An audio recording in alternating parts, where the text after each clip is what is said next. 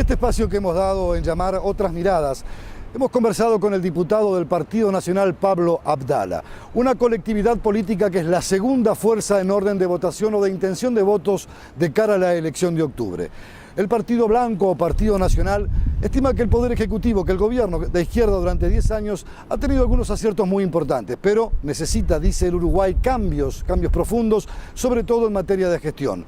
Los dos grandes talones de Aquiles o los dos grandes centros de debate, la inseguridad ciudadana y la educación, son parte del escenario político de este gran debate. Pablo Abdala, en este espacio, Otras Miradas, nos estará acompañando por los siguientes 30 minutos. Les invitamos a conocer su pensamiento político y sobre todo sus principales reflexiones sobre las preocupaciones que hoy tienen todos los uruguayos. Diputado Pablo Abdala del Partido Nacional, es un verdadero placer para nosotros poder volver a conversar con usted, sobre todo en este año donde estamos ya encaminados hacia una elección nacional. Falta muy poco tiempo, elegimos presidente, elegimos senadores, diputados.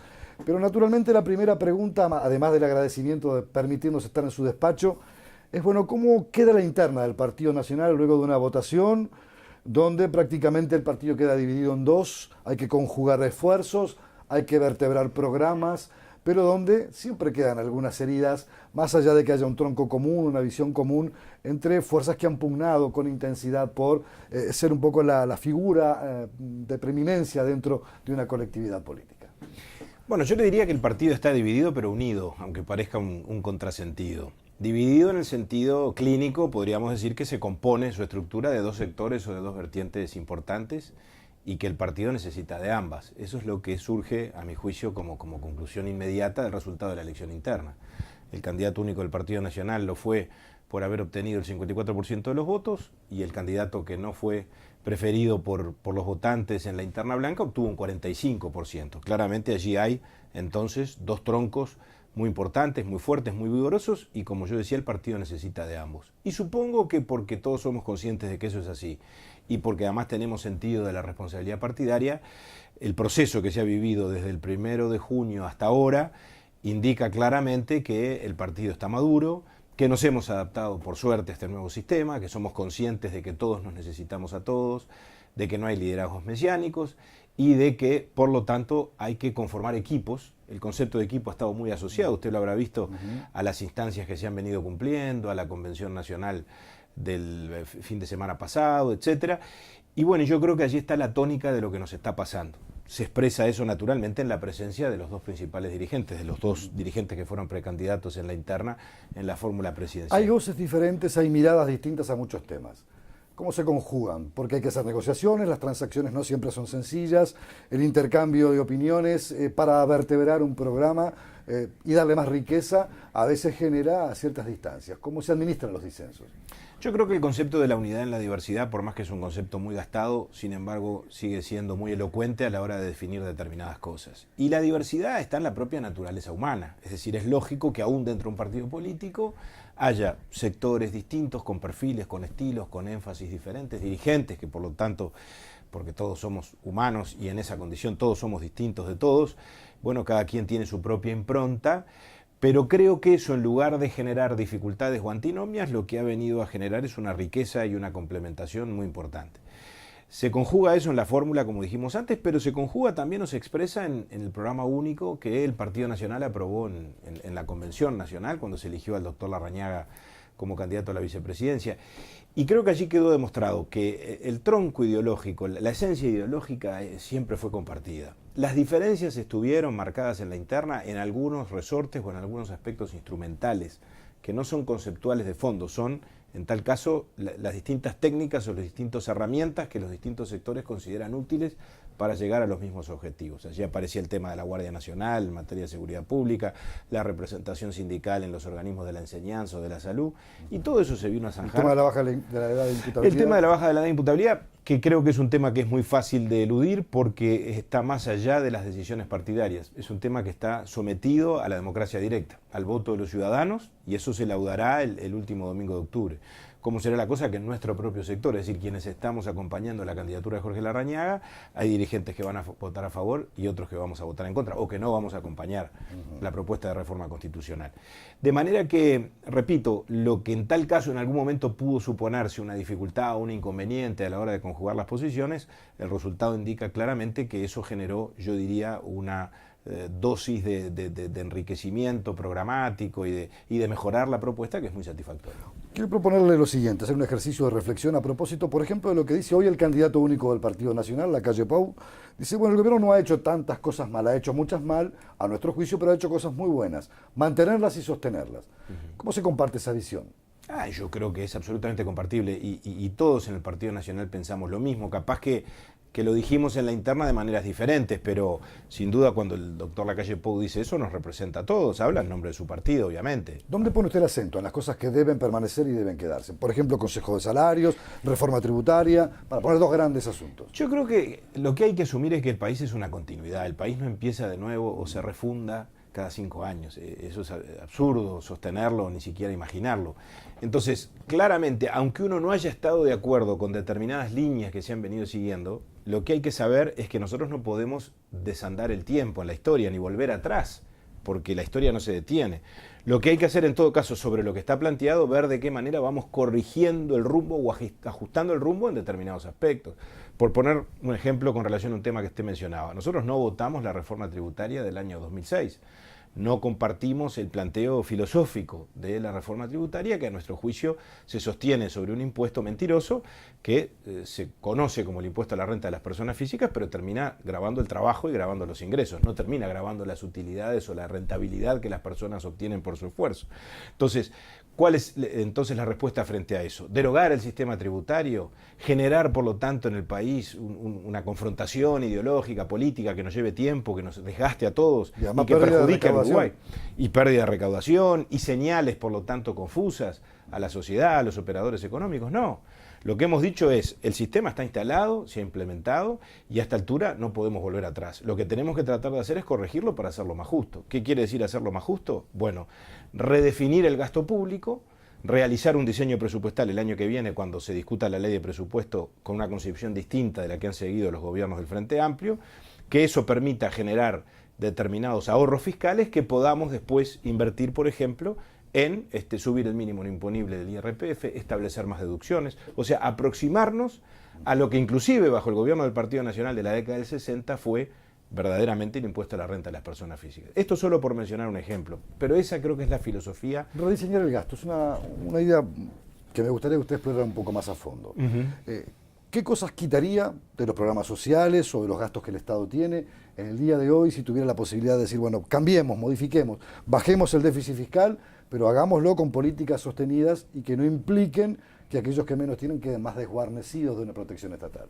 Yo creo que la reformulación del gasto o la redefinición presupuestal no pasa tanto por el gasto social. Es decir, seguramente pase por la implementación del gasto social, no por los montos asignados. El país siempre invirtió una parte muy importante de su presupuesto en el gasto social y esto seguramente habrá que mantenerlo.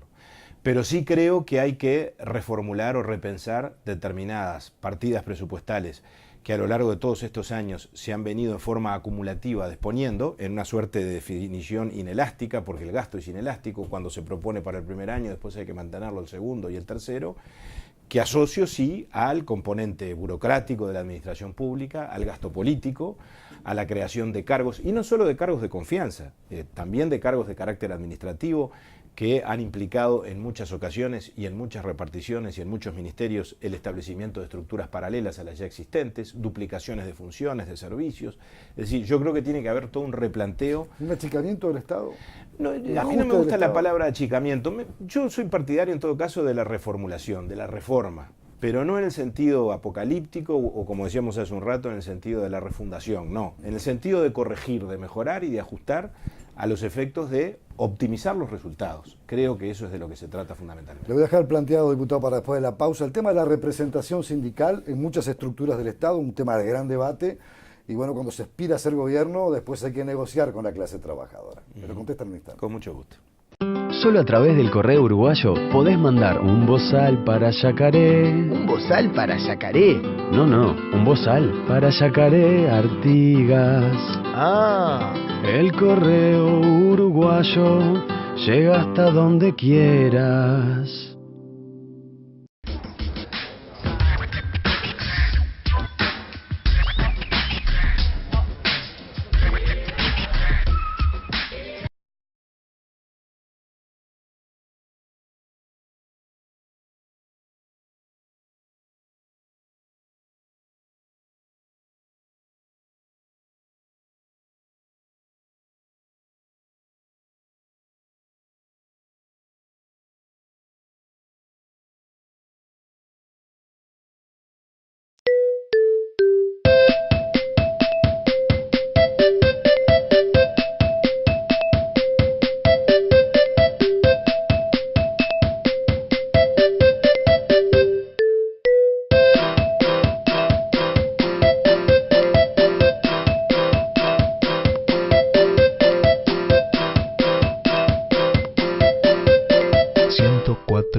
vacaciones, fines de semana. Tenés todo un país para disfrutarlos. Uruguay Natural, Ministerio de Turismo y Deporte. La ley en tu lenguaje. Es importante que sepas que el trabajo rural está regulado por ley. Las horas de trabajo son 8 y deben respetarse, al igual que los horarios de descanso. Si la jornada supera esas horas, tenés derecho a cobrar horas extras. Conoce más sobre esta ley en impo.com.uy/trabajo rural. Importa que lo sepas. IMPO, Centro de Información Oficial.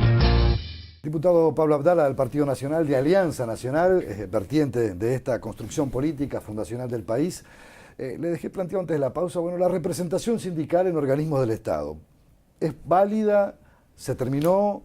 ¿La experiencia no ha sido la adecuada? Más allá de algún episodio de corrupción específico que ha existido, ¿cree que ese episodio puede neutralizar o quitar de plano la representación del trabajador en aquello donde pone su actividad como único instrumento, como instrumento de vida para poder desarrollar su tarea? No, por supuesto que no. Yo creo que tenemos que desdramatizar el tema en lo que hace específicamente a lo institucional y separarlo de los casos de corrupción o separarlos de la impronta de un director fallido, como sin duda fue el representante de los trabajadores en el ámbito de ACE. Y quiero además aclarar algo, el Partido Nacional está muy lejos de tener una visión opuesta o antinómica con relación a la participación de los trabajadores en las organizaciones del Estado cuando corresponde. Y hay ejemplos que abonan lo que yo estoy diciendo. Durante el gobierno del Partido Nacional se cumplió por primera vez con la disposición constitucional de la integración en el directorio del Banco de Previsión Social a los representantes de los pasivos, de los activos y de los empresarios. En el gobierno del Partido Nacional se creó la JUNAE, lo que hoy conocemos como el INEFOP, la Junta Nacional de Empleo, hoy es el Instituto de Empleo y Formación Profesional, y en aquel entonces ya la conducción era tripartita, con el Estado, con los empresarios y con los delegados de los trabajadores. Se instaló la Comisión Sectorial del Mercosur, que hoy capaz que no tiene mucha importancia, pero la tenía en aquel momento cuando se fundaba el Mercosur, con una representación de los trabajadores. Esto me parece que aventa cualquier fantasma o cualquier duda en el sentido de que nosotros estamos en contra de la representación. Si los pongo en la el educación, tema es cómo la hacemos. Si los pongo en la educación, ¿es válida? Claro que es válida y el Partido Nacional está comprometido a mantenerla. Allí, como se sabe bien, hubo, o en tal caso se planteó una de los matices o de las diferencias previas que teníamos entre los dos sectores del partido, porque, por un lado, nosotros, quienes acompañábamos a Jorge Larrañaga, postulábamos mantener la representación tal como estaba, y el precandidato en ese entonces, Luis Lacalle Pou, planteaba desandar el camino o establecer, en tal caso, una solución distinta. Como yo le decía antes, en armonía llegamos a un camino del medio y creo que se encontró una solución satisfactoria. Si el Partido Nacional gana, va a mantener la representación de los trabajadores en los órganos desconcentrados, es decir, en las distintas ramas de la enseñanza, primaria, enseñanza media, enseñanza técnica. Vamos a mantener la representación sindical en el ámbito del CODICEN. El matiz es que en tal caso vamos a proponer, no lo resolveremos solo nosotros, lo resolverá el sistema político, que esa representación sea con voz pero sin voto. Es un tema opinable, pero que sea con voz, ¿qué quiere decir? Es una forma de participar, es una forma de controlar y es una forma de hacerse oír. En tal caso, y yo creo que es compartible el criterio, que dejen de tener voto o que no tengan voto los representantes sindicales es una señal en el sentido de afiliarnos al principio democrático, al principio de la representación. Quienes deben conducir la enseñanza son los representantes de la ciudadanía. Deben coparticipar, pero no sustituir al poder político, los representantes sindicales. En eso estamos y por lo tanto creo que esto demuestra claramente que no estamos en contra de este tipo de soluciones. En la última interpelación hecha a la ministra de Salud Pública, cuestionando lo que pasó con un representante de los trabajadores en la Administración de los Servicios de Salud del Estado, en ACE, se escucharon voces como planteando que había prácticamente una dictadura sindical en el Uruguay. ¿Cómo lo ve usted? Una afirmación de ese tenor, que la hizo un senador del Partido Colorado, el exministro de Salud Pública, Alfredo Solari. Bueno, yo creo que esa afirmación obviamente hay que inscribirla en el contexto del apasionamiento del debate parlamentario y me parece que es una forma que puede ser elocuente de describir con claridad situaciones que verdaderamente han sido escandalosas y de una enorme gravedad, porque realmente todo lo que vivimos en este proceso que la justicia acaba de desbaratar y de destapar en cuanto a la existencia de una organización montada con el eje de la representación sindical en el directorio de ACE para cometer actos reñidos con la moralidad y por supuesto de carácter ilícito, verdaderamente es de una gravedad inusitada. Entonces supongo que a tono con esa realidad se buscó ese calificativo o ese rótulo que se podrá compartir o no, pero que en tal caso trata de ser descriptivo de una realidad que realmente no solo nos debe avergonzar a todos, sino que a todos nos debe hacer reflexionar a la hora de definir precisamente la representación política, ya sea partidaria o política sindical en los organismos de conducción, nada menos en este caso que de la salud pública. Pasamos a materia económica. ¿Qué debe quedar de lo que ha sido la estructura que se ha planteado en estos 10 años de gobierno del Frente Amplio en materia de inversión, de exploración de caminos, de búsqueda de consolidación de un sistema bancario y financiero estable y firme, en el cual participaron además todas las organizaciones políticas? Eso es justo decirlo porque así fue. Pero ¿qué debe quedar de esa política rectora en materia de economía? A veces se dice, ustedes vienen con el viento de cola, le decían desde la oposición al gobierno. Pero también el viento de cola a veces se termina y la política económica ha quedado, o por lo menos está planteada, con determinada salud para mantenerse, más allá de un déficit fiscal abultado. ¿Cuál es la lectura que usted hace y qué debe quedar, si es que algo debe quedar de ese camino? Mire, en los aspectos macroeconómicos, yo creo que acá tenemos que distinguir la orientación económica en sentido macro de las políticas específicas, ¿no? Monetaria, tributaria, fiscal, cambiaria. En la orientación general yo creo que es claro que el país ha encontrado un rumbo que a esta altura, después que hemos gobernado todos los partidos, o por lo menos los 3 grandes partidos, parecería que todos lo compartimos. Se suponía, y eso era lo que mucha gente esperaba ante el advenimiento del gobierno del Frente Amplio, que hubiera un cambio drástico desde el punto de vista de la conducción macroeconómica. Y con la asunción del contador Astori al frente del Ministerio de Economía, claramente el rumbo de carácter general, el rumbo en sentido amplio, se mantuvo. O sea que en eso, en tal caso, hay una coincidencia que más que nosotros debería explicarla el Frente Amplio, porque se suponía que con el Frente vendría una nueva política económica que en ese aspecto no vino. Después sí, en tal caso puede haber diferencias en los instrumentos. Como Consejo de salarios, por ejemplo. No, Consejo de Salarios, nosotros estamos de acuerdo con haberlos restablecido. Hemos dicho en algún momento, tal vez esa fue una equivocación del gobierno del Partido Nacional. Tal vez en aquel momento, porque tampoco tenemos que enamorarnos de los instrumentos, las circunstancias determinaban que la política salarial pudiera ser otra. Con un marco de inflación distinto a más al actual. Con otra realidad del mundo, de la región, con el país integrado al Mercosur. Bueno, por alguna circunstancia en aquel momento se optó por no convocar más a los consejos de salarios. Ahora, también le digo, no se convocaron los consejos de salarios, pero hubo mucha negociación salarial. Alcanza con ir a los registros del Ministerio de Trabajo para advertir que en los años del gobierno del Partido Nacional se inscribieron un montón de convenios salariales que se negociaron tripartitamente. No existía el ámbito formal, pero la negociación igual existía. Se instaló en aquel momento la mesa coordinadora de entes autónomos que negociaba convenios salariales como lo hace hasta el día de hoy. Eso se instaló en los años 90. La realidad nunca es blanca o negra, eso es lo que yo quiero transmitir. Ahora, cuando el gobierno del Frente Amplio reinstaló los consejos de salarios, creo que fue un acierto. Y creo que fue un ámbito y un mecanismo que permitió la recuperación salarial que se produjo como consecuencia del deterioro salarial que claramente se había producido después de la crisis del 2002. La recuperación salarial en términos reales ha sido la suficiente y la necesaria, y bueno, es un análisis muy relativo. Si la comparamos con la realidad que teníamos en el 2004, fue muy importante. Si la comparamos con los niveles históricos, si comparamos los salarios en valores constantes, capaz que se pudo haber hecho más en función del crecimiento económico que tuvo el Uruguay. ¿Por qué razón? Porque claro, los salarios compiten con los precios, y ahí es donde nosotros vemos, volviendo a la pregunta de la orientación económica, que la política de gasto público, que el diseño presupuestal del que hablábamos hoy, a nuestro juicio, conspira con la evolución de la economía en términos del mantenimiento de los precios, del combate a la inflación. La materia económica es una materia compleja. Yo no quiero ponerme de economista, que no lo soy, pero desde el punto de vista de la orientación política, esa es la visión que nosotros tenemos.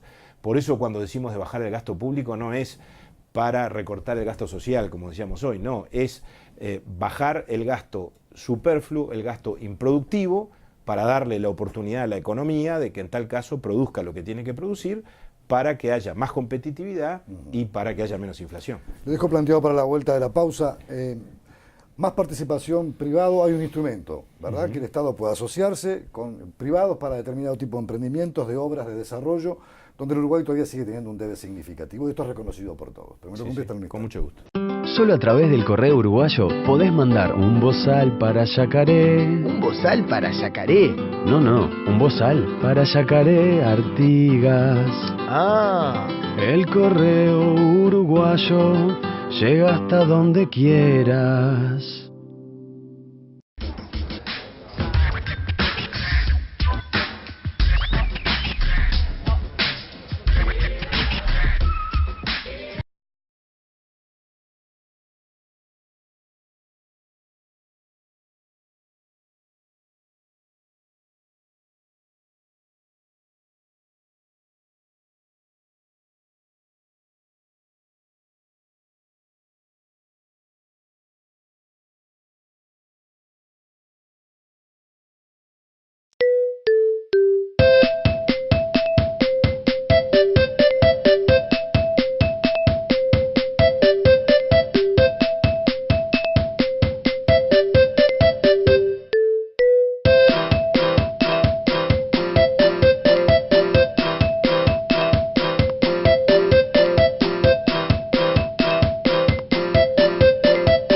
104 días de vacaciones, fines de semana. Tenés todo un país para disfrutarlos. Uruguay Natural, Ministerio de Turismo y Deporte. La ley en tu lenguaje. Es importante que sepas que el trabajo rural está regulado por ley. Las horas de trabajo son 8 y deben respetarse, al igual que los horarios de descanso. Si la jornada supera esas horas, tenés derecho a cobrar horas extras. Conoce más sobre esta ley en impo.com.uy/trabajo rural. Importa que lo sepas. INPO, Centro de Información Oficial. El diputado Pablo Abdala de Alianza Nacional nos lo había dejado planteado. ¿Qué va a pasar con el tema de la participación, por ejemplo, de privados en emprendimientos para obras de gran magnitud? Hablamos de carreteras, de puertos, hablamos de una serie de transformaciones desde el punto de vista logístico que el país necesita para adecuarse a lo que el mundo reclama en materia de competencia y también para hacer un polo que le permita al Uruguay desarrollar distintos tipos de modalidades para captar inversiones y sobre todo para desarrollar exportaciones a distintas partes del mundo. Mire, yo le diría que en ese tema el gobierno actual, el gobierno que preside el presidente Mujica, tuvo un acierto inicial desde el punto de vista de la idea y de la concepción, pero lamentablemente fracasó en la gestión, porque creo que los gobiernos del Frente Amplio, que tuvieron muchos aciertos, como decíamos hoy, que nosotros estamos dispuestos a reconocer, tuvieron un gran fracaso fundamentalmente en la gestión en las distintas áreas. Y este es un buen ejemplo. Yo trabajé personalmente en la Comisión de Hacienda en los años 2010 y 2011 en la elaboración de la ley que se conoció popularmente como de las PPP, es decir, de la participación público-privada, que implicaba desde el punto de vista ideológico, también en eso creo que tenemos que decirlo, en algún sentido que el Frente y que la izquierda se aviniera a posiciones que históricamente había cuestionado, es decir, la izquierda históricamente, mientras no fue gobierno, se opuso a toda forma de participación privada en la inversión pública y en los aspectos que en ese momento estaban reservados para el Estado. La ley de asociación público-privada es una buena ley, es un buen instrumento, porque implica precisamente combinar el esfuerzo de lo público con lo privado. Sin embargo, no se ha utilizado, y ahí es donde se fracasó en la gestión, de la manera que todos esperábamos. Al cabo de 5 años hay solo 2 procesos en marcha. Uno, la construcción de la nueva cárcel de Punta de Rieles, que sabemos que está en fase de licitación recién, y otro, la construcción de las rutas 21 y 24 de allá de la zona de Nueva Palmira, muy deterioradas por el pasaje de los camiones y por todo el desarrollo productivo de aquella zona, y también eso supuestamente está en estado de licitación. En aquel momento, el entonces ministro Lorenzo, el ministro Pintado nos dijeron: el gobierno apuesta a este instrumento para concretar por lo pronto la mitad de la inversión que el país necesita en materia de infraestructura vial. Sabemos que el país hoy tiene un problema serio en materia de infraestructura vial, un deterioro tremendo. Se ha hablado del apagón logístico, del apagón vial, o se le ha denominado de muchas maneras. ¿Y eso qué quiere decir? Que no se ha invertido lo necesario. En aquel momento el gobierno dijo, cuando presentó el presupuesto, el 50% de los recursos para mantener las rutas, ya no para hacer ruta nueva, va a ser recurso presupuestal, recurso público. El otro 50% va a ser a través de las PPP. Y a través de las PPP no fue. Y por eso tenemos hoy el deterioro en materia de infraestructura que tenemos. Resumiendo, el instrumento es muy bueno. Hay que utilizarlo. Y yo creo que hay que utilizarlo con más decisión y con más eficacia, que es lo que le ha faltado al actual gobierno. A veces la falta del tiempo nos hace que no podamos preguntar todo lo que quisiéramos, pero no va a ser la única vez que estaremos conversando con usted. Pero quiero sí trasladarle otro gran tema, de los 2 grandes temas que quedan en el escenario nacional y que son parte de la campaña electoral. El primero es la seguridad. El gobierno ha invertido en tecnologías, ha invertido en mejora en los salarios de la policía, las cárceles están superpobladas como nunca pasó en la historia del país, pero sin embargo la sensación de indefección sigue estando presente en la vida cotidiana de todos los uruguayos. ¿Cómo se resuelve? Porque las inversiones están, pero hay más presos, pero la inseguridad sigue estando presente. Exacto. Bueno, el tema de la seguridad es un tema complejo, como es complejo el tema económico. Y hoy decíamos, hay que distinguir entre los aspectos más generales y las decisiones vinculadas a la gestión. Seguramente la valoración no es uniforme. Y en esta materia lo mismo. Tenemos que distinguir la política de combate al delito de la política carcelaria, por ejemplo. Y dentro de la política carcelaria no es igual lo que ha pasado en el Instituto de Rehabilitación que a nivel de la internación de los menores infractores. O sea, cada cosa merece un análisis distinto. Yo reconozco aciertos en materia de las inversiones que se han hecho en el sistema carcelario. de los adultos, ¿verdad?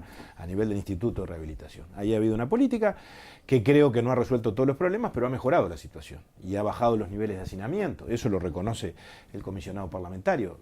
Yo no lo puedo negar porque no sería honesto y estaríamos desconociendo una realidad objetiva.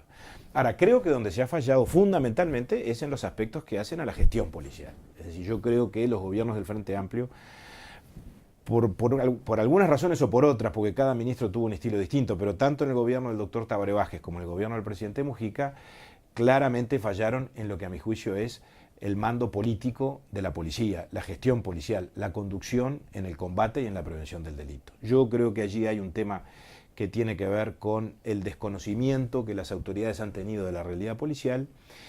Y creo que además se ha vivido un proceso muy perverso por el cual las autoridades políticas, el mando político, que es antes que nadie el ministro del Interior, ha terminado por distanciarse o por pelearse o por generar una situación de desconfianza o de ruptura con sus propios subordinados. Eso lo hemos visto en innumerables situaciones que el país ha vivido en materia de inseguridad pública, y creo que esa desconfianza, en definitiva, una vez que se genera, es progresiva, se vuelve prácticamente incontenible y va generando un deterioro moral y un deterioro en el estado de ánimo y un deterioro en cuanto a la convicción en el cumplimiento de sus deberes del personal Pero subalterno. una cosa, diputado, para los que somos más veteranos y llevamos muchos años en esto de la tarea periodística, el mando político, tanto de las Fuerzas Armadas como del Instituto Policial, nunca ha sido una relación sencilla. No, yo no Y digo siempre eso. ha habido desconfianzas de un lado y del otro, una cierta mirada con recelo. ¿Cómo se cambia esa estructura? ¿Por qué no hay una política de Estado? Si tradicionalmente se intentó construir esto y se mantuvo a lo largo del tiempo un cierto respaldo siempre, por ejemplo, la figura del ministro del Interior. No se da en estos últimos años, pero ¿cómo se cambia? Es un desafío para toda la clase política. Yo creo que se cambia en buena medida cambiando los ministros. El Ministerio del Interior siempre fue, y usted que es un periodista de muchos años lo sabe bien, un ámbito que genera inexorablemente un desgaste sobre aquellos que son el soporte humano del órgano, es decir, sobre la figura del propio ministro. En este último quinquenio yo he visto que ha habido un empecinamiento por mantener al ministro del Interior, al ministro Bonomi, a cal y canto, que creo es un ministro que a esta altura debió haber sido reemplazado hace mucho tiempo. Más allá de que podamos coincidir o no en que en la primera etapa el ministro hizo las cosas bien, mal o regular, pero creo que el propio desgaste que su gestión ha tenido a lo largo de estos años debió ameritar de parte del presidente de la República, que es el mando superior, porque es obviamente el jefe primero, después está el ministro, haber desde ese punto de vista renovado la conducción en términos que el gobierno prefirió prescindir de ellos a los efectos de no aceptar que la seguridad pública está mal. Y a lo que ha conducido eso es a que el propio gobierno, el presidente, el ministro y todo el elenco que los rodea hayan terminado tomando distancia de la realidad, y obviamente eso ambienta que esta situación y esta relación, que siempre es compleja y difícil entre el mando y los subordinados, bueno, se haya deteriorado a tal punto que a mi juicio hoy en eso hay una crisis institucional, una crisis de conducción política, que es la que se tiene que resolver. El problema de la seguridad, por supuesto, nunca tiene fin, y el gobierno la seguridad que diga cero no existe y el delito cero tampoco. el gobierno que diga que va a erradicar el delito o que va a solucionar definitivamente el tema de la seguridad miente o no sabe de lo que habla. Pero creo sí que en tal caso de lo que se trata es de ver de qué manera podemos transmitir la idea de que se hacen cosas por la seguridad y la idea que la gente la sienta en carne propia de que las cosas mejoran, de que el delito se combate, se previene, que la criminalidad baja. Y la solución a eso, la primera solución, es de carácter político. Yo creo que debe haber un golpe de timón en la conducción del Ministerio del Interior, que no lo ha hecho este gobierno y no lo hará ya porque está naturalmente en las últimas instancias o en los últimos meses de gestión, y que el gobierno que venga del partido que sea, esperemos que sea de nuestro partido, tendrá la primera responsabilidad en ese sentido. ¿Y es posible hacer política de Estado en eso? Porque es una materia que va por encima de cualquier bandera partidaria. La seguridad creo que es un derecho humano fundamental, y a todos los uruguayos, por encima de visiones ideológicas o religiosas, nos importa como un factor clave para vivir. ¿Es posible? Yo creo que es posible hacer políticas de Estado por la sencilla razón de que no es un tema que necesariamente tengamos que resolver desde el punto de vista ideológico. Hay que desideologizar la discusión. Hubo un debate ideológico muy importante sobre el tema de la seguridad en el gobierno del doctor Vázquez. porque tuvimos ministros y ministras, lo digo con enorme respeto, por las personas a las que aprecio mucho, quienes ocuparon el Ministerio del Interior, el doctor Díaz, la diputada Tourné y últimamente el doctor Bruni, que en tal caso, sobre todo Díaz y Daisy Tourné, le dieron una impronta, a mi juicio, demasiado ideológica, demasiado ideologizada la gestión. Y eso generó consecuencias prácticas, consecuencias en los resultados, en el combate al delito. Yo creo que eso hay que superarlo. Supongo que a esta altura todos lo hemos superado y la propia izquierda ha tenido su propia lección y su propio aprendizaje. Esperemos que en el próximo periodo, que además será un periodo, todo indica, donde no habrá mayorías parlamentarias, podamos construir consensos, que los tendremos que construir, entre otras cosas, porque no habrá mayorías parlamentarias. Y será necesario advertir que nadie tendrá el poder suficiente como para imponer nada, ni siquiera quien ocupe el poder. En el caso eventual posible de que el Partido Nacional no llegue a la primera magistratura y se le ofrezca integrar el gobierno, ¿daría ese paso? Yo creo que eso habrá que analizarlo en función de las coordenadas políticas de ese momento, en función de cómo esté planteado el escenario y en función de cuál sea la propuesta y la orientación hacia la que nos quieran invitar. Con acuerdos mediante, supongo, ¿no? Naturalmente. Creo que vamos a un escenario político distinto, eso me parece evidente, ¿verdad? Yo creo que la circunstancia de que el gobierno no tenga mayoría absoluta en sí mismo ya es un cambio cualitativo. Después, si el nivel de acuerdos es mayor o menor, lo dirán las circunstancias. Creo que por lo pronto vamos a rejerarquizar la función del Poder Legislativo. Seguramente en este ámbito va a haber más negociación y más diálogo, como siempre debió haber y como lamentablemente en los últimos tiempos no hubo en la medida de lo necesario. Y me parece que eso va a generar otro clima. Y un divorcio, o va a superar las circunstancias de divorcio que vivimos en estos últimos años, donde el país yo creo que estuvo quebrado en dos mitades, una la del gobierno y otra la de todos los que no integramos el gobierno. Eso es, a mi juicio, es un aprendizaje para las dos partes, un escenario que hay que superar, sin ninguna duda. Diputado Pablo Abdala, nos quedan otros temas para poder conversar, sobre todo el tema de la educación, que sé que es un tema que a usted lo inquieta y lo ha inquietado siempre y ha trabajado intensamente con él, pero será motivo de un nuevo encuentro, pretexto para una nueva charla. Gracias por habernos recibido hoy aquí. Muchas gracias a ustedes, ha sido un placer.